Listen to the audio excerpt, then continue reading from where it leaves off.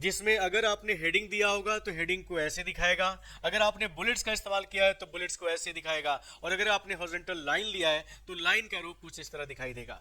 जिस तरह आपने माइक्रोसॉफ्ट वर्ड के अंदर बैकग्राउंड का इस्तेमाल किया है, ठीक उसी तरह हम अपने पेज के अंदर थीम का भी इस्तेमाल कर सकते हैं। थीम क्या होता है यही हम आपको बताने वाले हैं। बैकग्राउंड के बाद आप देख सकते हो थीम का विकल्प दिया गया है, तो इसके लिए आपको थीम ऑप्शन पे क्लिक करना होगा। थीम पे जब क्लिक करेंगे तो देख सकते हैं कि यहाँ पे बहुत सारे थीम माइक्रोसॉफ्ट ने आपको दिए हैं। यहाँ पे आप क्लिक करते हो तो आपके पेज का डिजाइन आपको इंस्टॉल करना पड़ेगा। एक बार आप यहाँ पे इंस्टॉल करेंगे या पहले से कुछ थीम इंस्टॉल होंगे, आप बस इस पे क्लिक करेंगे और आप देखेंगे कि आपके पेज का जो बैकग्राउंड है, डिजाइन है, वो कुछ बदल जाएगा, वो इस तरह दिखाई देने लगेगा। जिसमें अगर आपने हेडिंग दिया होगा तो हेडिंग को ऐसे दिखाएगा, अगर आपने बुलेट्स का इस्तेमाल किया है तो बुलेट्स को ऐसे दिखाएगा, और अगर आपने हॉरिजॉन्टल लाइन लिया है तो लाइन का रूप कुछ इस तरह दिखाई देगा। इसी तरह अगर आपने हेडिंग दूसरा लिया है तो उसका स्टाइल ऐसे होगा और टेक्स्ट का कलर कुछ इस तरह दिखाई देगा। आप क्या चाहते हो, अगर आप इसको ओके करते हो तो पहले एक काम करते हैं, पहले कुछ हम हेडिंग बना लेते हैं और कुछ बुलेट्स नंबर को भी हम प्रयोग कर लेते हैं, ताकि हम देखते हैं कि क्या इस तरह वो इफेक्ट डालना है कि नहीं डालना है। तो पहले हमने कहा कि हम हेडिंग का रूप ले लेते हैं, तो हेडिंग देने के लिए हम एक काम करते हैं, हम इसी टेक्स्ट को कॉपी कर लेते हैं। कॉपी करने के बाद यहीं पे हम जगह बनाते हैं, और जगह बनाने के बाद हम इसको पेस्ट कर लेते हैं। पेस्ट करने के बाद इसे हेडिंग का रूप देने के लिए आप इसे सिलेक्ट करके यहीं से आप हेडिंग 1 के रूप में दे दीजिएगा। चलिए मैंने इसको हेडिंग ले लिया है, और इसी तरह अगर हम चाहते हैं कि बुलेट्स का भी इस्तेमाल करें तो आप यहाँ पे आइएगा, और बुलेट्स का इस्तेमाल करने के लिए हम आपको बता चुके हैं। फॉर्मेट मेनू के अंदर आपको यहाँ पे बुलेट्स मिल जाएगा। ऊपर यहाँ पे देख सकते हैं कि ऑप्शन दिया है बुलेट्स, इसमें से ले लीजिएगा, ओके कर दीजिएगा।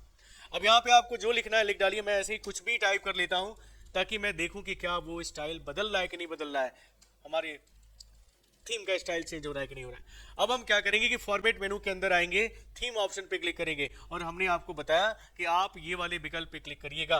ये विकल्प जो हेडिंग 1 स्टाइल के रूप में दिखा रहा है कि इस तरह हेडिंग होगा और इस तरह हमारे पेज का बैकग्राउंड होगा, और इस तरह अगर आपने बुलेट्स का इस्तेमाल किया है तो इस तरह के बुलेट्स का भी स्टाइल आपको देखने को मिलेगा। तो मैं जैसे ओके करूंगा हमारे पेज का डिजाइन कुछ इस तरह बदल के दिखे, और आप देख सकते हैं कि हेडिंग उसी तरह दिखाई दे रहा है जिस तरह आपको थीम के अंदर दिखाई दे रहा था। अगर आप बुलेट्स के अंदर भी बुलेट का इस्तेमाल करते हो तो आप देखेंगे कि वो सिंबल यही दिखा रहा था ना, आपने अभी देखा है कि यही स्टाइल हमारे बुलेट्स के अंदर बुलेट्स को अगर हम डिफाइन कर रहे हैं तो कुछ इसी तरह का डिजाइन उसके अंदर आपको दिखाई दे रहा था। आ जाइए, अगर हम फॉर्मेट मेनू के अंदर आते हैं, थीम के अंदर आते हैं, तो मैंने आपको बताया कि बहुत सारे यहाँ पे आपको थीम मिल जाएंगे, इंस्टॉल करना पड़ेगा।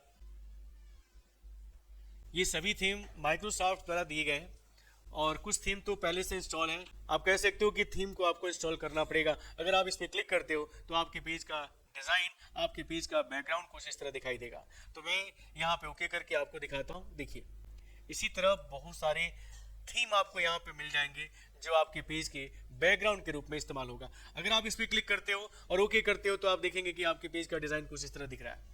इसी तरह फॉर्मेट के अंदर यहाँ थीम के अंदर आ जाइए, सबके अपने नाम दिए गए हैं और उनके स्टाइल दिए गए हैं। जो भी आपको अच्छा लग रहा है उसे आप यहाँ पे सिलेक्ट करें, और सिलेक्शन करने के बाद अब देखिए राइस पेपर हम अगर लेते हैं, नाम दिए गए हैं, मैंने बोला कि सबके अपने नाम दिए गए हैं। अगर आप इस पर क्लिक करके ओके करते हो तो आपके पेज का डिजाइन कुछ इस तरह राइस पेपर के रूप में बदल जाएगा। तो इस तरह अगर हम बैकग्राउंड की तरह हम चाहते हैं कि थीम का भी प्रयोग करें और अपने पेज को हम अलग अलग डिजाइन में अलग अलग इफेक्ट देते हुए उसके लिए हेडिंग और बुलेट्स का इस्तेमाल करें, तो ये सब आपको यहाँ पे मिल जाएगा थीम के अंदर, जिसका आप प्रयोग कर सकते हो। तो जैसे मैंने ये लिया और ओके किया, आप देखिए आपके पेज का डिजाइन, हेडिंग, टेक्स्ट, बैकग्राउंड देखिए कैसे दिखाई दे रहा है, और जो बुलेट्स आपने लिया है वो बुलेट्स वगैरह भी आपको यहाँ पे देखने को मिल रहा है कि वो आपको कैसा दिखाई दे रहा है। तो इस तरह आप अपने पेज के अंदर अगर चाहते हो कि हम थीम का इस्तेमाल करें, अपने पेज के बैकग्राउंड को थीम के रूप में हम प्रयोग करें, तो आप यहाँ से ये विकल्प फॉर्मेट मेनू के अंदर दिया गया है, आप इसका प्रयोग कर सकते हो।